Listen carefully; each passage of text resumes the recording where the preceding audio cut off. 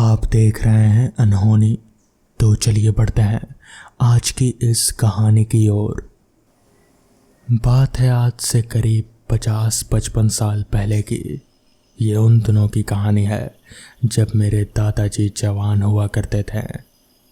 दादाजी बताते हैं कि उन दिनों गांव देहात में ज़्यादा साधन नहीं हुआ करते थे।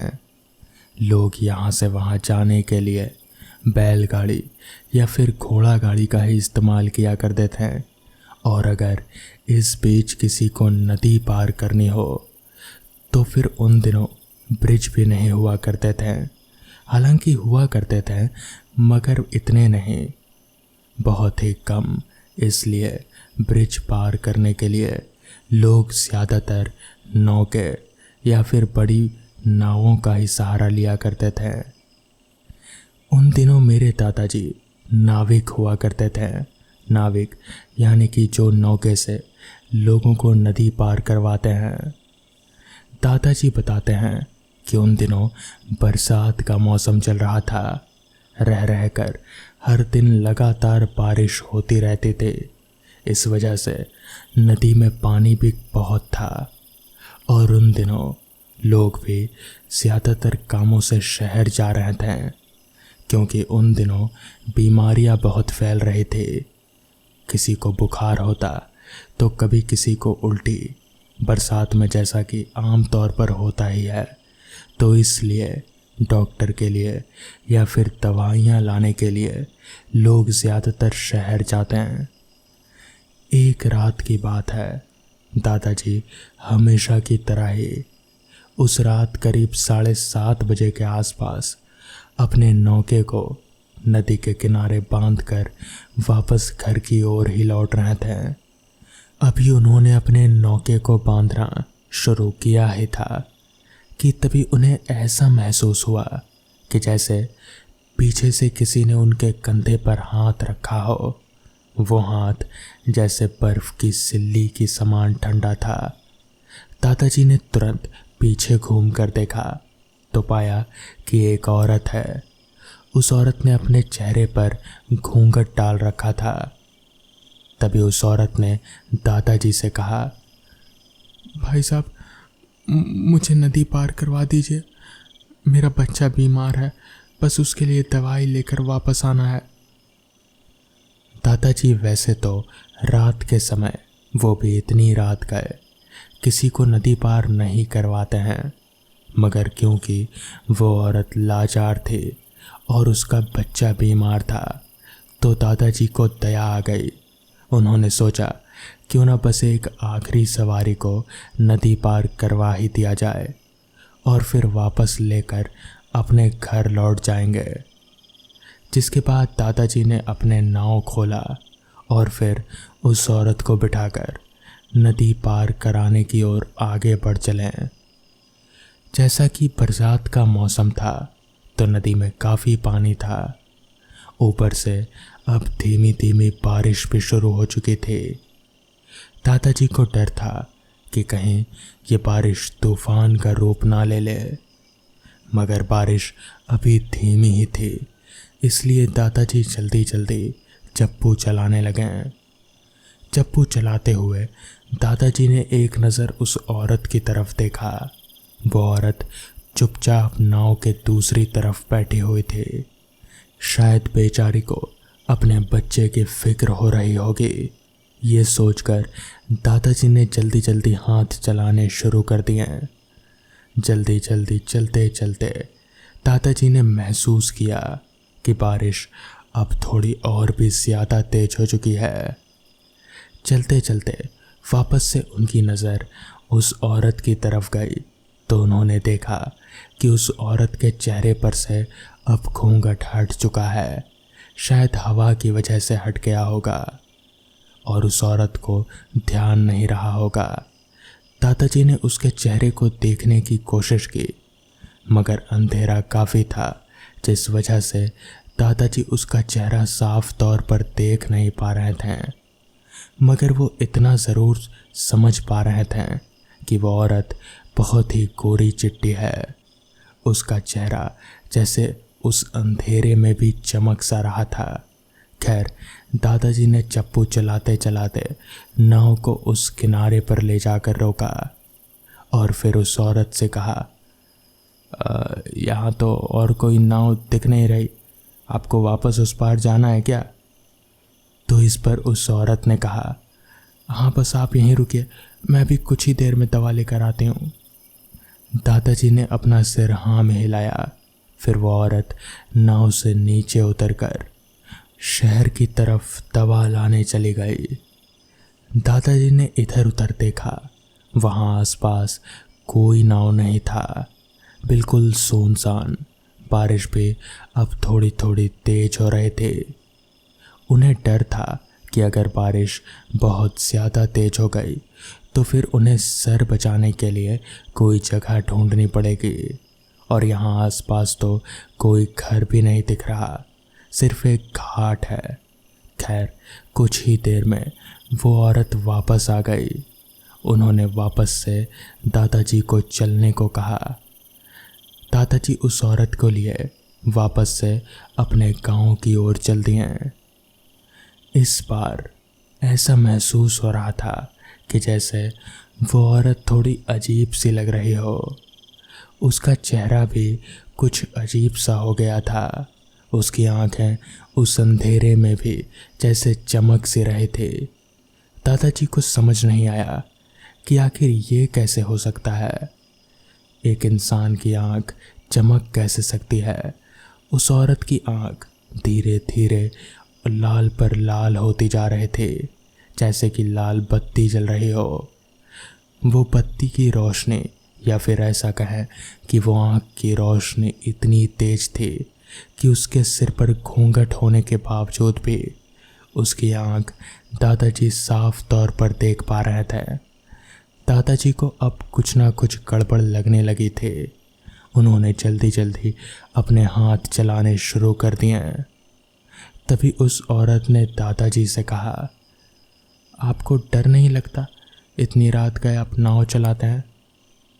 तो इस पर दादाजी ने कहा, नहीं, मुझे डर नहीं लगता। दादाजी कोशिश कर रहे थे कि जितना हो सके वो चुप रहें और उस औरत से बात करने की कोशिश ना करें, मगर वो औरत सवाल पर सवाल किए जा रहे थे और दादाजी बस हाँ हूँ में जवाब दे रहे थे। थोड़ी देर चलने के बाद नाव उस किनारे पर पहुँच गई। दादाजी ने उस औरत को उतरने को कहा। उस औरत ने नाव से उतरना शुरू किया।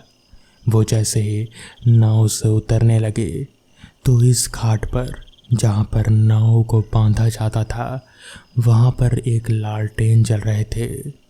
दादाजी ने उस लालटेन की रोशनी में उस औरत के पैर देखे तो दादाजी के जैसे सर से पैर तक उनका पूरा शरीर कांप गया, क्योंकि उस औरत के दोनों पैर उल्टे थे, यानी कि पीछे की तरफ मुड़े हुए थे। मगर दादाजी ने उस औरत को ऐसा नहीं जताया कि वो उसके पैर देख चुके हैं। वो बस चुपचाप वापस से अपना नाव बांधते रहे। नाव बांधकर उन्होंने वापस पीछे पलट कर देखा। वो औरत वहाँ पर कहीं नहीं थे, मगर वहाँ पर दादाजी के पैसे नीचे ज़मीन पर पड़े हुए थे। दादाजी ने उन पैसों को भी नहीं उठाया। उन्होंने उन पैसों को वापस से नदी में फेंक दिया और फिर भागते हुए अपने घर पहुंच गए। आज करीब 12 सालों के बाद सोहन अपने गांव जा रहा था। रास्ते भर वो बस यही सोचता रहा कि गांव कितना बदल चुका होगा इतने सालों में। इतने सालों में कितने लोग बदल चुके होंगे, सबके चेहरे बदल गए होंगे।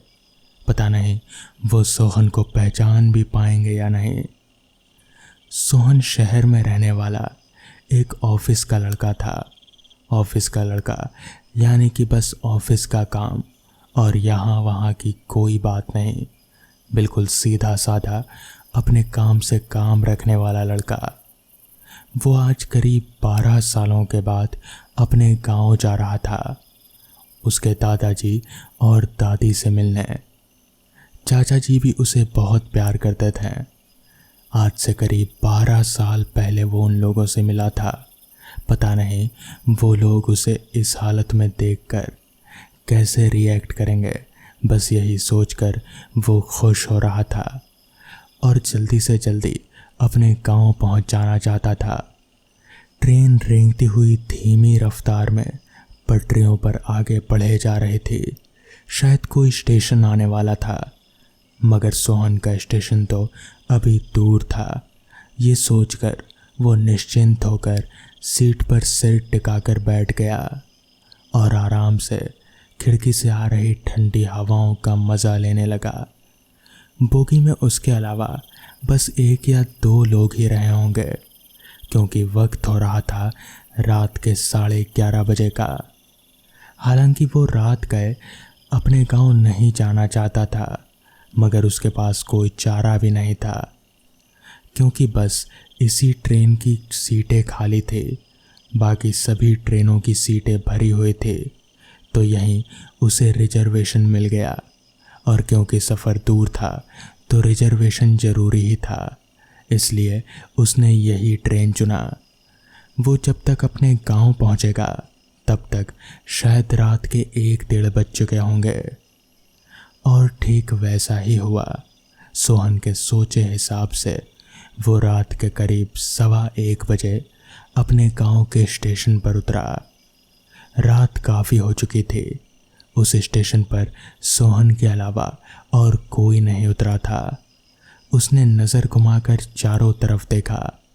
उसके अलावा कोई इंसान तो दूर, एक कुत्ता तलक भी नज़र नहीं आ रहा था। स्टेशन पर रोशनी भी बहुत कम थी। ट्रेन करीब 1 मिनट ही वहीं पर रुकी होगी और फिर वो भी रेंगती हुई आगे बढ़ गई।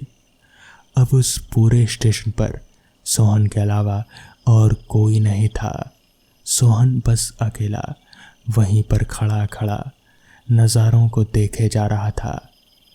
तभी सोहन ने अपने मन ही मन में कहा, यार 12 सालों में तो कुछ भी नहीं बदला। ये स्टेशन आज भी रात में उतना ही खाली रहता है जितना 12 साल पहले हुआ करता था। पता नहीं गांव बदला होगा या नहीं। ये सोचकर सोहन वहीं पास ही में एक बेंच पर बैठ गया और थोड़ी देर सांस लेने लगा। उसने नज़र घुमाकर ठीक से देखा तो उसे कुछ भी नहीं दिखा। न कोई इंसान, न कोई चाय की दुकान, यहाँ तलक कि पानी का भी वहाँ पर कोई माध्यम नहीं था। उसे प्यास भी बहुत लग रहे थे। उसने सोचा कि इस स्टेशन से पहले बाहर निकले तो हो सकता है शायद कुछ मिल जाए, क्योंकि यहाँ तो कुछ मिलने वाला नहीं। जिसके बाद वो अपना बैग लेकर धीरे धीरे स्टेशन से बाहर निकलने लगा। वो स्टेशन से बाहर निकला तो उसका शक बिल्कुल सही निकला। स्टेशन के बाहर भी बिल्कुल वैसा ही सन्नाटा पसरा हुआ था जैसा कि अंदर। उसने मन ही मन सोचा, अब तो यहाँ कोई सवारी मिलने से रही। बस 2 किलोमीटर ही तो जाना है, क्यों ना पैदल ही निकल पड़ूं। वैसे भी मैं इस सुनसान स्टेशन में तो रात नहीं बिताना चाहता, तो पैदल ही निकल पड़ता हूँ। इतना कहकर वो पैदल ही अपना बैग लेकर अपने घर की ओर चल पड़ा। रास्ते पर उसके अलावा दूर दूर तक और कोई शख्स नज़र नहीं आ रहा था। रास्ते के दोनों तरफ सिर्फ घनी झाड़ियाँ थी। उसके अलावा ना कोई घर था और ना ही कोई दुकान। सोहन को बहुत प्यास लग रही थी। उसका पानी का बोतल भी ख़त्म हो चुका था और पानी का कहीं और कोई ज़रिया उसे नज़र नहीं आ रहा था। वो किसी तरह बस रास्ते पर आगे बढ़े जा रहा था। वो मन ही मन सोच रहा था कि अगर कोई घर भी दिख जाए तो कम से कम वो पानी मांगकर पी सकेगा। इसी तलाश में वो बस रास्ते पर आगे बढ़े जा रहा था। हालांकि कहीं ना कहीं कुछ कुछ चीज़ें उसे बदली हुई सी नज़र आ रहे थे, इसलिए उसे डर था कि कहीं वो रास्ता ना भटक जाए, क्योंकि वो यहाँ आज से करीब 12 साल पहले आया था और 12 साल में याददाश्त कमज़ोर हो ही जाती है, जिसके बाद वो धीरे धीरे चलते हुए आगे बढ़ने लगा। अभी वो आगे बढ़ ही रहा था कि तभी उसे ऐसा महसूस हुआ कि जैसे कोई उसका पीछा कर रहा हो। सोहन थोड़ा घबरा सा गया, मगर वो पीछे मुड़कर देखना नहीं चाहता था, क्योंकि अगर वो ऐसा करता तो उसके पीछे जो भी है वो सतर्क हो जाता, और सोहन ये नहीं चाहता था। उसे डर था कि कहीं कोई लुटेरा तो नहीं, इसलिए सोहन बस आराम से चलने की कोशिश कर रहा था और बस किसी तरह अपने डर को छुपाने की कोशिश कर रहा था। पीछे से वो कदमों की आवाज़ लगातार सोहन के कानों में आए जा रहे थे, मगर वो एक ही इंसान था। जो कोई भी था वो बस अकेला ही था, मगर सोहन को इस बात का डर था कि अगर उसके पास कोई हथियार हुआ तो। बस इसीलिए वो आगे बढ़ता रहा और पीछे मुड़ने की उसने कोशिश नहीं की। उसने अब अपने चलने की रफ्तार काफ़ी तेज कर दी, मगर वो पीछे जो कोई भी था वो भी सोहन का पीछा नहीं छोड़ रहा था।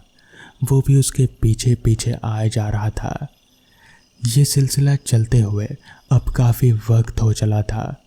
सोहन को समझ नहीं आ रहा था कि पीछे जो कोई भी है वो सामने आकर सोहन से बात क्यों नहीं करता। यानी कि अगर वो एक लुटेरा है तो सोहन के सामने आकर उसे लूटता क्यों नहीं। बस उसके पीछे पीछे चलना, इसका क्या मतलब हुआ। सोहन को कहीं ना कहीं अब शक हो रहा था, इसलिए वो एकदम से रुका और उसने झटके से पीछे मुड़कर देखा, मगर उसके पीछे वहाँ पर कोई नहीं था। उसे कुछ समझ नहीं आ रहा था कि आखिर अगर पीछे कोई है नहीं तो तब से ये कदमों की आवाज़ कैसे आ रही है। तभी अचानक से उसे ऐसा महसूस हुआ जैसे पीछे से किसी ने उसके कंधे पर हाथ रखा हो। सोहन का पूरा शरीर एकदम से ठंडा पड़ गया। वो हाथ जिसका भी था बिल्कुल बर्फ की तरह ठंडा था। सोहन एकदम से पीछे मुड़ा, मगर पीछे का नज़ारा देखकर उसके पैरों तले की ज़मीन खिसक गई, क्योंकि पीछे कोई इंसान था ही नहीं, बल्कि बस एक कटा हुआ हाथ था जिसने सोहन के कंधे को पकड़ रखा था। डर के मारे वो झटक कर एकदम से नीचे गिर गया। वो कटा हुआ हाथ अभी भी हवा में तैर रहा था। सोहन को कुछ समझ नहीं आ रहा था कि आखिर ऐसा कैसे हो सकता है। एक कटा हुआ हाथ इस तरह से हवा में कैसे तैर सकता है। उसे कुछ समझ नहीं आ रहा था। उसने जैसे तैसे अपने आप को संभाला, अपना सामान लिया और वहाँ से तेज़ी से दौड़ लगा दी। भागते भागते वो जैसे तैसे गांव पहुँचा। जिसका भी घर उसे सामने दिखा वो उसी के घर में घुस गया और उन घर वालों को पूरी बात बताई। पूरी रात वो वहीं रुका रहा और अगली सुबह ही वो अपने घर पहुँचा। मगर वो सब क्या था वो आज तक सोहन को समझ नहीं आया। तो दोस्तों, ये थी आज की कहानियाँ। अगर आपको ये कहानियाँ पसंद आई हो तो वीडियो को लाइक और चैनल को सब्सक्राइब करना ना भूलें। तो मैं आपका दोस्त आर्यन जल्द ही मिलूँगा आपसे ऐसी ही नई कहानियों के साथ। तब तक के लिए अपना ख्याल रखें।